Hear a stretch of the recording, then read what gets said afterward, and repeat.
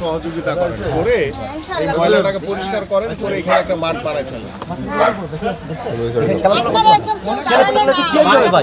আমরা এই মাঠে অনেক খেলছি, এখন এই যে ময়লা ফালায় একদম আপনি বলছিলেন জায়গাটা আমরা এখানে অনেক খেলছি। আচ্ছা, আমি এটা পরিষ্কারের ব্যবস্থা এটাই করে দিয়া বালুটা ফালালে আমরা খেলতে পারবো, আমাদের ক্যাম্পের বাচ্চারা খেলতে পারবে। মাঠ হিসেবে ব্যবহার করা যায়, এটা আপনাদের সহযোগিতা লাগবে যারা লোকালি থাকেন।